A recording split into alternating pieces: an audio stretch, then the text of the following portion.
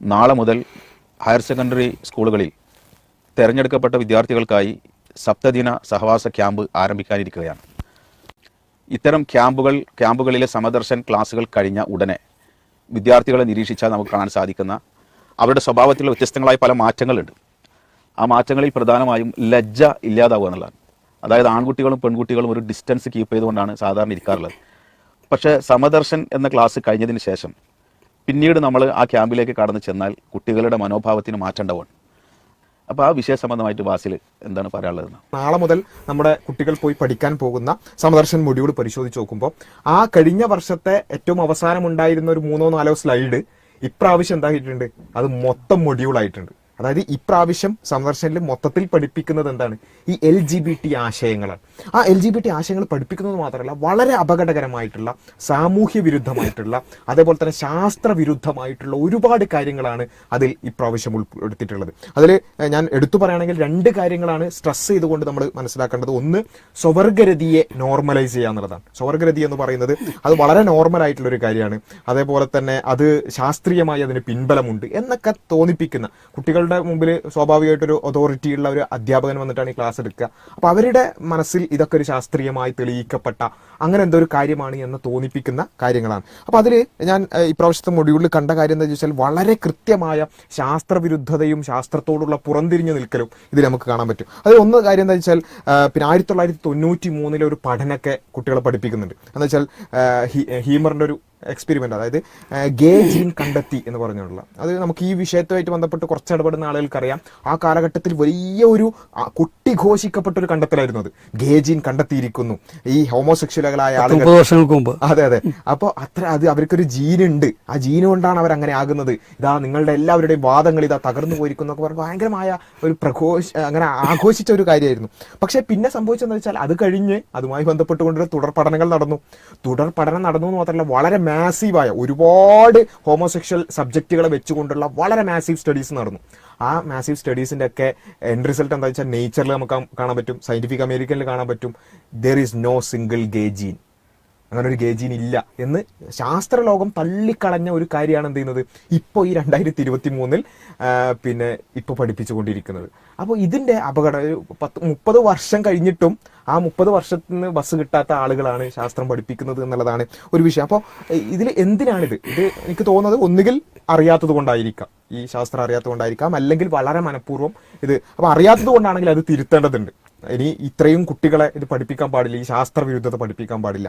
അതേപോലെ തന്നെ പിന്നെയുള്ള കാര്യം എന്താ വെച്ചാൽ, ഈ മെന്റൽ ഇൽനെസ്സുമായി ബന്ധപ്പെട്ടുകൊണ്ട് തന്നെ വളരെ പിന്നെ തെറ്റിദ്ധരിപ്പിക്കുന്ന രൂപത്തിലുള്ള കാര്യമാണ്. അതായത് അമേരിക്കൻ സൈക്കാട്രിക് അസോസിയേഷൻ എണ്ണിയിട്ടുള്ള ഒരു മെന്റൽ ഡിസോർഡേഴ്സിൽ പെട്ട കാര്യമാണ് ഈ ഹോമോസെക്ഷുവാലിറ്റി എന്ന് പറയുന്നത്, സ്വവർഗാനുരാഗം എന്ന് പറയുന്നത്. അപ്പോൾ ഇതിൽ പഠിപ്പിക്കുന്ന കാര്യം എന്ന് വെച്ചാൽ, DSM-5 കൂടി ഇത് എന്തില്ല, മെന്റൽ ഇൽനെസിന്റെ പട്ടികയിലില്ല.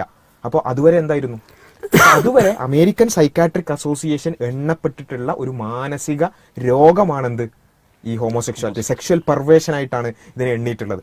അപ്പോൾ സ്വാഭാവികമായിട്ട് തോന്നും, ശരി, നമ്മൾ കൂടുതൽ പഠിച്ച് നമുക്ക് മനസ്സിലായൊരു കാര്യമാണോ? അല്ല, നമുക്ക് ആ ചരിത്രം നമുക്ക് അവൈലബിൾ ആണ്. ഈ ആളുകൾ തന്നെ, ഗേ റൈറ്റ് ആക്ടിവിസ്റ്റുകൾ തന്നെ എഴുതിയ ചരിത്രം നമുക്ക് അവൈലബിൾ ആണ്. അവർ പറയുന്നത് it was never A medical decision, അതൊരു മെഡിക്കൽ ഡിസിഷൻ ആയിരുന്നില്ല, റാദർ എ പൊളിറ്റിക്കൽ ഡിസിഷൻ, അതൊരു രാഷ്ട്രീയപരമായി നമ്മൾ നേടിയെടുത്തൊരു വിജയമാണ് എന്ന് അവർ പറയുന്നുണ്ട്. എന്തുകൊണ്ടാ? അവര് കുറെ കലാപങ്ങൾ നടത്തി. സ്റ്റോൺവാൾ കലാപങ്ങളെ കുറിച്ച് എല്ലാവർക്കും അറിയാം. ആ ഒറ്റ കലാപം മാത്രമല്ല, വർഷങ്ങളോളം നീണ്ടുനിന്ന കലാപങ്ങൾ അവർ നടത്തി. അമേരിക്കൻ സൈക്കാട്രിക് അസോസിയേഷന്റെ വാർഷിക മീറ്റിങ്ങുകൾ ഒരുപാട് കാലം എന്ത് ചെയ്തു, അവർ നിർത്തലാക്കി, അല്ലെങ്കിൽ അത് നടത്താൻ പറ്റാത്തൊരവസ്ഥ ഉണ്ടാക്കി. അവിടേക്ക് കയറി ചെന്ന് അക്രമങ്ങൾ അഴിച്ചുവിട്ടു. ഇങ്ങനെയുള്ള ഒരുപാട് കാര്യങ്ങൾ നടന്നപ്പോൾ അവസാനം ഇത് ഒരു വോട്ടിനിട്ടുകൊണ്ട് അത് തന്നെ അമേരിക്കൻ സൈക്കാട്രിക് അസോസിയേഷനിലേക്ക് ഇവരുടെ ആളുകളെ മെമ്പർഷിപ്പ് കൊടുത്തുകൊണ്ടാണ് എന്ത് ചെയ്യുന്നത്, ഇത് ചെയ്യുന്നത്. അപ്പോൾ അങ്ങനെ വോട്ടിനിട്ടിട്ടാണ് എന്ത് ചെയ്യുന്നത്, ഒരു ശാസ്ത്രീയമായ ഒരു തീരുമാനം എടുക്കുന്നത്, അല്ലാതെ ശാസ്ത്രീയമായ കുറെ പഠനങ്ങൾ നടത്തിയിട്ടല്ല. അപ്പൊ അങ്ങനെയൊക്കെ ഉള്ള ഒരു അപ്പോൾ അങ്ങനെയുള്ള ഒരു വിഷയത്തെയാണ് വളരെ ഏകപക്ഷീയമായിട്ട് അത് മാനസിക രോഗമല്ലാന്ന് അമേരിക്കൻ സൈക്കാട്രിക് അസോസിയേഷൻ പറഞ്ഞിട്ടുണ്ട് എന്ന് പറഞ്ഞ് കുട്ടികളെ തെറ്റിദ്ധരിപ്പിക്കുന്നത്. അപ്പൊ ഇതിന് നമ്മൾ ചോദിക്കുന്ന അത്രേ ഉള്ളൂ, ഏതൊരു വിഷയത്തെപ്പറ്റിയും പലർക്കും പല ധാർമ്മിക കാഴ്ചപ്പാടുകൾ ഉണ്ടാകും. ഇപ്പോൾ വ്യഭിചാരമാകട്ടെ, അല്ലെങ്കിൽ അങ്ങനെയുള്ള പലിശയാകട്ടെ, ഏത് വിഷയത്തിലും നമുക്ക് അത് പറ്റുമെന്ന് പറയുന്നവരും പറ്റില്ല എന്ന് പറയുന്നവരൊക്കെ ഉണ്ടാവും. പക്ഷെ എന്തിനാണ് ഒരു വിഭാഗത്തിന്റെ ആശയം, ധാർമ്മികമായ കാഴ്ചപ്പാടുകൾ മൊത്തം കുട്ടികളിലേക്ക് പൊതുവിദ്യാലയങ്ങളുടെ സംവിധാനങ്ങൾ വഴി അടിച്ചേൽപ്പിക്കുന്നത്? ഇതാണ് ഏറ്റവും പ്രധാനപ്പെട്ട ചോദ്യം. മാത്രമല്ല ഈ ഹോമോസെക്ഷുവാലിറ്റിയുമായി ബന്ധപ്പെട്ട് മാത്രമല്ല, ജെൻഡറുമായി ബന്ധപ്പെട്ടുള്ള ആ വാചകം ഞാൻ ജസ്റ്റ് വായിക്കാം. സെക്സും ജെൻഡറും വ്യത്യസ്തമാണ് എന്ന് പറഞ്ഞുകൊണ്ട് ഇപ്രാവശ്യത്തെ മൊഡ്യൂളിൽ കുട്ടികളെ പഠിപ്പിക്കുകയാണ്.